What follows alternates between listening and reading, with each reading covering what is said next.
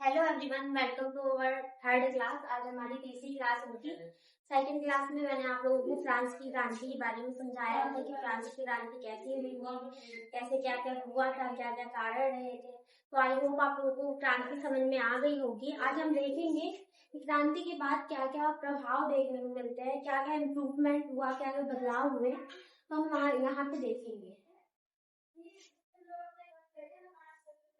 तो पहला था हमारे यहाँ पे जब फ्रांस की क्रांति होती है तो क्या होता है, वो 1789 ईस्वी में जब फ्रांस की क्रांति होती है तो उसके बाद क्या होता है, सत्ता पहले क्या था, निरंकुश राज कर लेता है। राजा क्या करता था, शासन करता था। और राजा जब उसका कुछ मतलब डेथ हो जाती थी या कुछ भी कारण की वजह से, उसका जो उत्तराधिकारी होता था, उसका बेटा होता था या परिवार का कोई भी सदस्य, वो योग्य हो या योग्य नहीं हो, वही क्या बनता था, यहाँ पे राजा बनता था। लेकिन अब क्या होता है, फ्रांसीसी क्रांति के बाद से ये चीज यहाँ से देखने को नहीं मिलेगी। ये चीज काफी बड़ा बदलाव होगा यहाँ पे। तो क्या होता है, राजतंत्र से प्रजातंत्र में इसका स्थानांतरण हो जाता है। अब राजा के बाद राजा का पुत्र ही राजा नहीं बनेगा। अब यहाँ पे क्या हो जाएगा, प्रजातांत्रिक रूप से यहाँ पे शासन चलेगा। मतलब प्रजा क्या करेगी, अपना प्रतिनिधि चुनेगी। फिर यहाँ पे क्या है, लोगों में संप्रभुता आती है। यहाँ पे थोड़ा सा सही कर लीजिएगा। ये संप्रभुता क्या होती है कि लोगों में मतलब जैसे हम अपना हमारा राष्ट्र है तो हम अपने राष्ट्र के जो फैसले हैं वो बिना किसी के हस्तक्षेप किए बिना हम खुद ले सके, वो हमारी क्या होती है, वो हमारा संप्रभुता कहलाता है। जिसमें किसी का भी हस्तक्षेप ना हो, यहाँ पे कि कोई बाहरी व्यक्ति आगे कहे कि आपको ऐसा नहीं करना चाहिए या वैसा नहीं करना चाहिए, तो यहाँ पे क्या होता है, ये संप्रभुता होती है हमारी। फिर सामूहिक पहचान को विकसित करना। अब जब लोग विकसित होंगे तो अपनी पहचान को भी क्या करेंगे, विकसित करने की, या सामूहिक पहचान को विकसित करने की कोशिश करेंगे।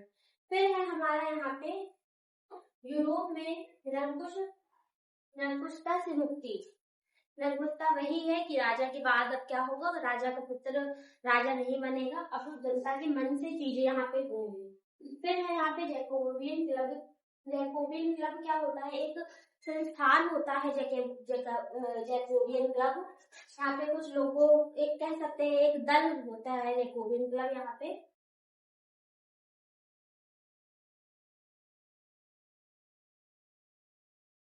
फिर है जब फ्रांस में क्रांति होती है तो क्या होता है, यह घोषणा की जाती है कि अब वहां पे क्या होता है कि वहां पे निरंकुश शासकों को मुक्त कराना।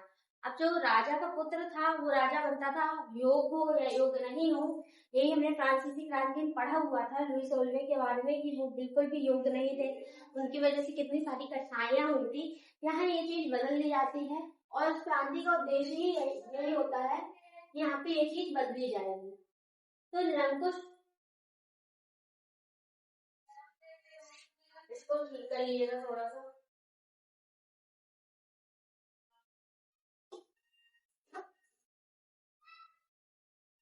निरंकुश शासकों से मुक्त कराना। फ्रांसीसी कर्तव्य और भाग अर्थात फ्रांसीसी क्रांतिकारी ये मानते थे कि बाकी यूरोप के लोगों को एकजुट होकर एक राष्ट्र बनाना चाहिए, जैसे कि फ्रांस। अब यहाँ पे क्या होगा, अब जब उन्होंने एक राष्ट्र को मतलब फ्रांस को निरंकुश राजतंत्र से मुक्त कराया है, तो वो क्या करेंगे, अब वो आगे की सोचेंगे कि अब हम आगे क्या करें कि हम अपने पूरे जो राष्ट्र है हमारा उसको एकजुट करें। तो यहाँ पे उसके लिए लोग जो है वो काम करेंगे कि कैसे क्या कर सकते हैं। तो देश क्या था यहाँ पे, फ्रांस के लोगों का यही था कि अब वो पूरे यूरोप के लोगों को, इसको पूरे यूरोप के लोगों को क्या कर सके ना, कुछ शासकों से मुक्त कराना। क्योंकि अभी तो सिर्फ एक ही जगह के हुए थे, पूरे यूरोप के तो हुए नहीं थे। तो यहाँ पे क्या था, पूरे यूरोप के लोगों को निरंकुश शासकों से मुक्त कराना इनका उद्देश्य अब बन चुका था। फिर है अब हमारा यहाँ पे क्या होता है, नेपोलियन आ जाता है। अब आप सोच रहे होंगे कि एकदम से नेपोलियन कहाँ से आ जाता है यहाँ पे। तो नेपोलियन क्या होता है, नेपोलियन थोड़ा सा हम यहाँ नेपोलियन के बारे में जानेंगे। तो नेपोलियन जो होते हैं वो एक आर्मी के सैनिक ऑफिसर होते हैं नेपोलियन, और काफी अच्छे होते हैं। तो क्या करते हैं, जब वहाँ पे अच्छे ऑफिसर होंगे तो वो काफी सारे युद्ध करते हैं। तो युद्ध में उनको विजय प्राप्त होती है। तो क्या होता है, उनको कई सारे जो राजनीतिक दल होते हैं उनको यहाँ पे नेपोलियन को उनका सपोर्ट मिलता है। तो वो क्या करते हैं, 1798 में नेपोलियन आ जाते हैं और उसके बाद क्या होता है, राजनीतिक रूप से सत्ता हासिल करते हैं। 1798 में नेपोलियन आ जाएंगे यहाँ पे और क्या करेंगे, राजनीतिक रूप से सत्ता हासिल कर लेते हैं। और फिर क्या होता है, जब राजनीतिक दलों का तो उनको सहयोग है ही, तो क्या हो जाएगा, वो 1804 में वो अपने आप को यहाँ पे फ्रांस का राजा घोषित कर लेंगे। क्या कर लेंगे, फ्रांस का राजा घोषित कर लेंगे। तो नेपोलियन क्या है, एक आर्मी के काफी अच्छे ऑफिसर रहते हैं। तो क्या होता है, वो काफी सारे युद्ध जीतते हैं, तो उनको क्या होता है, राजनीतिक दलों से सपोर्ट मिलता है। और फिर क्या होता है, वो 1798 में आ जाते हैं और 1804 ईस्वी में खुद को क्या कर लेते हैं, राजनीतिक रूप से फ्रांस का राजा घोषित कर लेते हैं।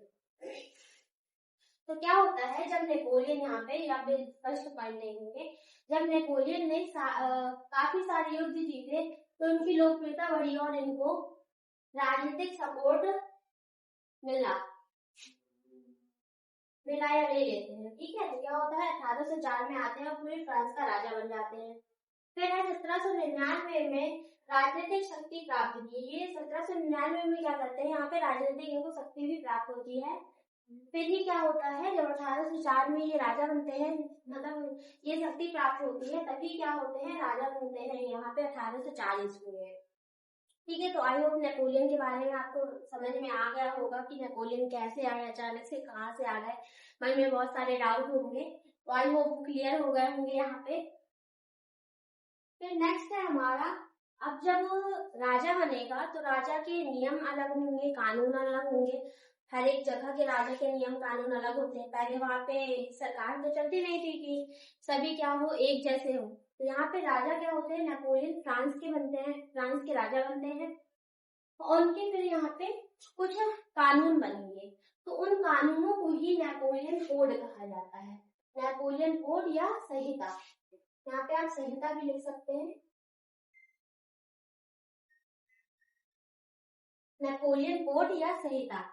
संहिता या कोड क्या है, यहाँ पे नियम है जो वहाँ नेपोलियन चलाएंगे, अपने जहाँ राज्य करेंगे तो नेपोलियन चलाएंगे, वो यहाँ पे कुछ नियम है। तो पहला क्या होता है, जब नेपोलियन राजा बने तो उन्होंने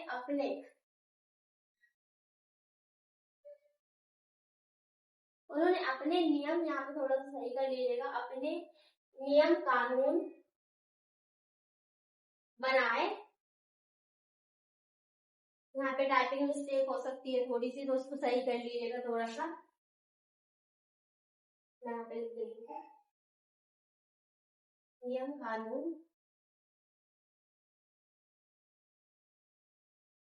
बनाए, जिसे क्या कहते हैं, जिसे नेपोलियन कोड या संहिता कहते हैं। ठीक है, तो पहला क्या था, यहाँ पे हम पहला पॉइंट देखेंगे कि जन्म के आधार पर जो विशेष अधिकार है, विशेष कर लीजिएगा, यहाँ पे काफी सारे मिस्टेक्स है। तो जो जन्म के आधार पर विशेष अधिकार दिए जाते थे, जन्म के आधार पर जो विशेष अधिकार दिए जाते थे उनको समाप्त कर दिया गया है यहाँ पे। कि अब जैसे कुछ वर्ग थे, काफी सारे, मतलब 3 वर्गों में विभक्त था। तो जो उच्च वर्ग में जन्म लेते थे तो उनको जन्म के आधार पर विशेष अधिकार दे दिए जाते थे, और जो गरीब थे तो उनको क्या किया जाता था, उनको फिर से वही कर से होकर के गुजरना पड़ता था। तो नेपोलियन ने एक ये अच्छा काम करते हैं कि उन्होंने जन्म के जो आधार पर विशेष अधिकार दिए जाते थे वो यहाँ पे इनको खत्म कर देते हैं। फिर है नागरिकों को समानता की दृष्टि से देखना। अब ये नहीं है कि कोई उच्च वर्ग का है तो उसको अलग दृष्टि से देखा जाएगा और कोई निम्न वर्ग का है तो उसको अलग दृष्टि से देखा जाएगा। तो यहाँ पे क्या हो जाएगा, नागरिकों को समानता की दृष्टि से ही देखा जाएगा। आप किसी में भेदभाव नहीं कर सकते कि कोई उच्च कुल का है तो आप उसको विशेष अधिकार दें या उसको कुछ अलग से उसके लिए विशेष करें। यहाँ पे क्या होगा, सब समान होगा। फिर हमारा थर्ड पॉइंट है यहाँ पे, सभी लोगों के लिए एक समान कानून व्यवस्था। क्या होगा, यहाँ पे सभी लोगों के लिए कानून व्यवस्था भी जो होगी समान होगी। जैसे अब होती है हमारे यहाँ पे जो कानून व्यवस्था होती है, वो कोई भी हो, सभी के लिए क्या होती है, समान होती है। तो यहाँ नेपोलियन कोड में ये भी काफी अच्छी चीज होती है कि सभी लोगों के लिए समान कानून की व्यवस्था होगी। फिर हमारा यहाँ पे थर्ड पॉइंट है, सभी लोगों के लिए एक समान मानक मापन पद्धति। जो माप तौल की पद्धति हुआ करती थी वो भी इस टाइम पे क्या हुआ करती थी, अलग अलग हुआ करती थी। तो वो भी यहाँ पे क्या करेंगे नेपोलियन, वो भी यहाँ पे एक कर देंगे, अलग अलग नहीं होगी, अब यहाँ पे एक ही होगी। फिर है यहाँ पे हमारा फिफ्थ पॉइंट, यातायात और संचार के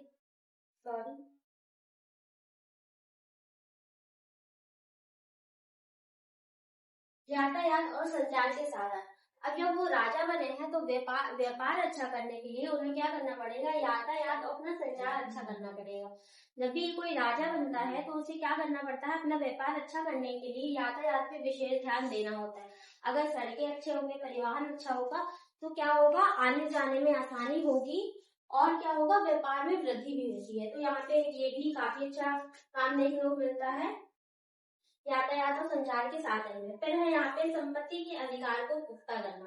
अब संपत्ति का अधिकार क्या था, लोगों के पास संपत्ति तो हुआ करती थी लेकिन क्या करते थे लोग, वो अपने संपत्ति के फैसले खुद नहीं ले सकते थे कि उन्हें किसको बेचनी है, क्या खरीदनी है, वो अधिकार उनके पास नहीं थे। तो यहाँ क्या होगा, ये अधिकार भी जिसकी जमीन होगी उसी को ही दे दिए जाते हैं। फिर है हमारा यहाँ पे रास्ता और जागीरी को खत्म कर दिया जाता है।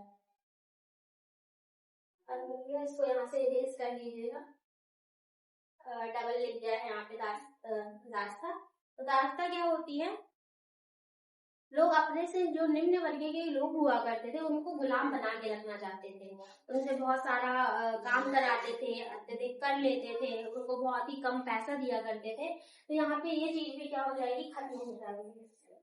फिर हमारा सामान्य राष्ट्रीय मुद्रा वस्तुओं को आवाजाही और विनिमय को सुगम बनाएगी। जो सामान्य राष्ट्रीय मुद्रा होगी, मतलब एक राष्ट्र जो होगा अगर, तो वहां पे एक ही राष्ट्रीय मुद्रा चलेगी, ये नहीं कि कहीं अलग चलेगी। मतलब जहां जहां नेपोलियन इस समय राज्य करेंगे वहां वहां क्या होगी, समान राष्ट्रीय मुद्रा होगी, एक जैसी राष्ट्रीय मुद्रा होगी। तो लोगों को भी आसानी होगी और व्यापार में भी यहाँ पे क्या होगी, आसानी होगी। फिर यहाँ पे सामंती व्यवस्था का अंत। फिर है यहाँ पे कारीगरों को श्रेणी संघों से नियंत्रण को हटाना। तो यहाँ पे ये कुछ नेपोलियन कोड थे जो इन्होंने काफी अच्छे यहाँ पे किए हैं। तो आज की क्लास हमारी यही पे एंड होती है। आई होप आप लोगों को अच्छी लगी होगी, समझ में आई होगी, और वीडियो अच्छा लगा हो तो वीडियो को लाइक कीजिएगा, सब्सक्राइब कीजिएगा। Thanks for watching.